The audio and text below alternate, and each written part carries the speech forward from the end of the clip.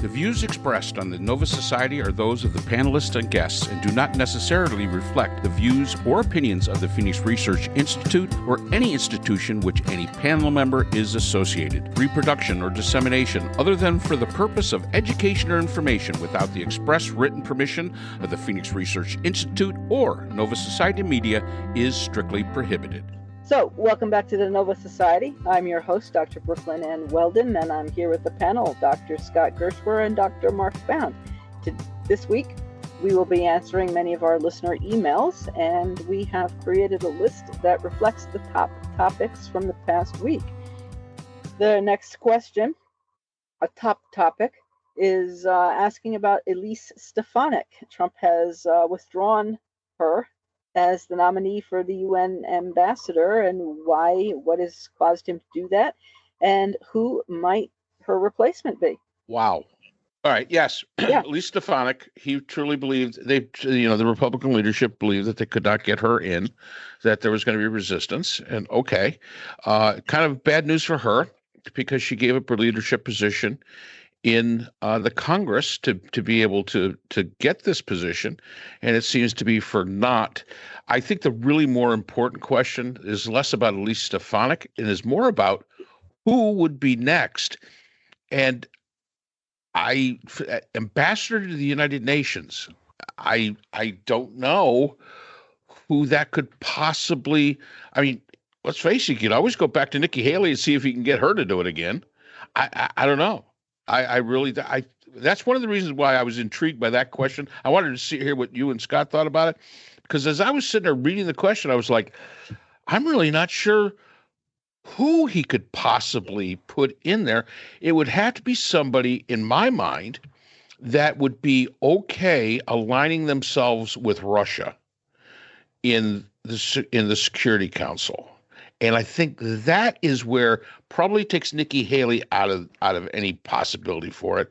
So I don't know, maybe moving Tulsi Gabbard after the guffaw with Signalgate, making her the ambassador, because I'm sure she'd be more than willing to bow and kowtow to the Russians. What do you think, Scott?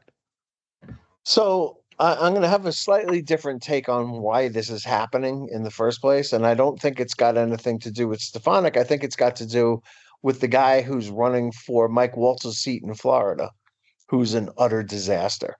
And Yes. And it's possible that a formerly safe seat goes to the Democrats and cuts into the lead that Mike Johnson has in the House. And so they need Elise Stefanik to stay in because they can't be sure that they're not going to lose the House.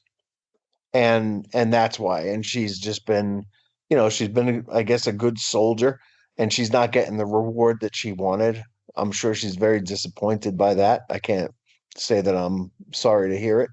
I don't know, and I don't care really who the next UN ambassador is, because it'll be somebody that I hate or can't stand, and there's no chance it's going to be Nikki Haley, but it's also not going to be anybody who's got any sense in their head or any independence from Trump. So who knows? But it's not going to be a congressperson, because they need them in Congress, and they've got a too slim majority right now. So that's why I think this is happening. Who it ends up being, I have absolutely no idea. Yeah, that's I agree with Scott. My understanding is that because of the potential of losing the House, Elise Stefanik had to be withdrawn from her nominated position and put back in to keep the balance of power more in Republicans' favor. I mean, look, there's more important things going on. All due respect to the listener for asking the question. It's a decent enough question, but there's more important stuff going on right now.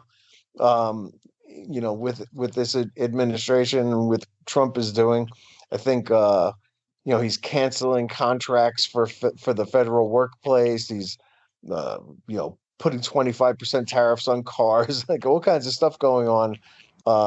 Elise Stefanik is, as cannon fodder for his ambition, is not going to really be top of mind for hopefully many people. Yeah, apparently, according to, I'm looking at AP right now, according to John Bolton, Stefanik was interested in running for president in 2028. Well, there you have it. Let me see there. Initially, in the first term, he wanted his Ivanka to do it. Imagine Elise Stefanik running for president. Jesus, where is that coming from? Can you imagine taking what something John Bolton says at this point in time about the Trump presidency and the Trump administration having any validity at all? Because let's face it, Trump hates Bolton, doesn't like his mustache, doesn't like anything about him. So yeah, okay, John Bolton says, okay, maybe he knows more than we think he does. I don't know. That some guy was nominated, and I've never heard of, or thinking Trump was thinking about. So I've never heard of him before. But as you say, it's going to have to be somebody who is fine doing whatever he's told and fine with being allied with Putin. I don't know. Whoever it is not going to be doing. Whatever, we the people. It's not going to be to our benefit. So that is why, and I think we've answered that question. Yep. So that was a very brief one.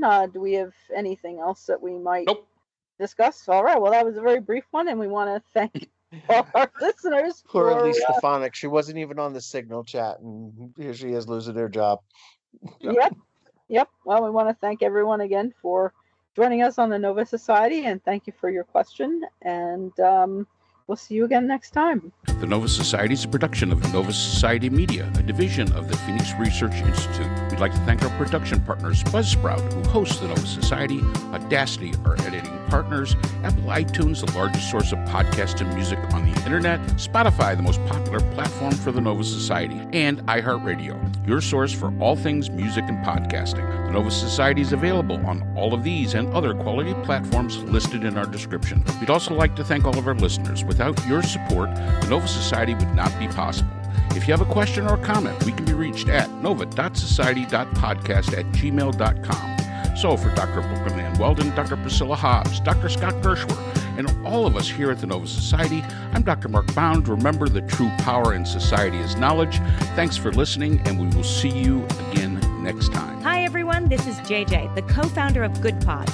If you haven't heard of it yet, Good Pods is like Goodreads or Instagram, but for podcasts. It's new, it's social, it's different, and it's growing really fast. There are more than 2 million podcasts, and we know that it is impossible to figure out what to listen to.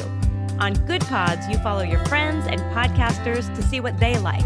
That is the #1 way to discover new shows and episodes. You can find Good Pods on the web or download the app. Happy listening!